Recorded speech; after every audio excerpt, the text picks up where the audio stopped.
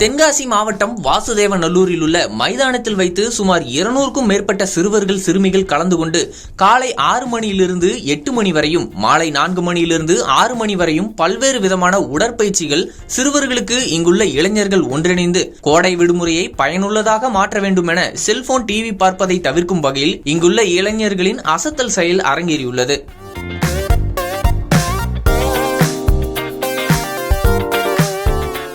குறிப்பாக குழந்தைகளுக்கு athletic, cricket, kabaddi விளையாட்டு திறன் பயிற்சி குழந்தைகளுக்கு தினசரி அளிக்கப்படுகிறது.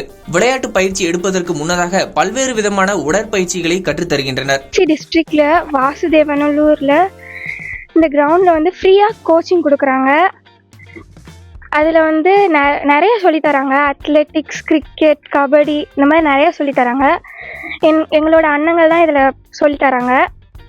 நான் மட்டும் வந்தது இல்லாமல் என் ஃப்ரெண்ட்ஸ் ஹரிணி, சிவசக்தி இந்த மாதிரி என்னோடய ஃப்ரெண்ட்ஸ் எல்லாம் கூட்டிகிட்டு வந்தோம். நாங்கள் இதுங்க வர்றதுனால நாங்கள் ஃபோன் அவாய்ட் பண்ணுறோம். டிவி இதெல்லாம் பார்க்குறதில்ல. It's helpful for as.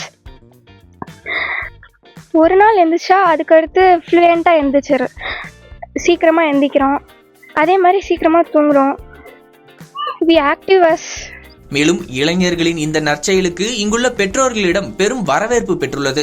உடற்பயிற்சிக்காக வருகிற குழந்தைகளுக்கு பால், முட்டை, வாழைப்பழம், பயிர் வகைகள் போன்றவற்றை தன்னால் முடிந்த அளவுக்கு இலவசமான முறையில் கொடுத்து வருகின்றனர்.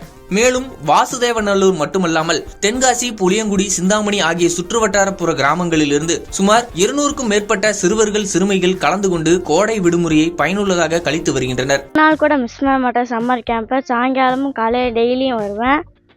இதில் நாங்கள் ஹெல்த்தியாக இருக்கோம். இந்த சம் ஃபுல்லாக 30 நாளும் வரும்.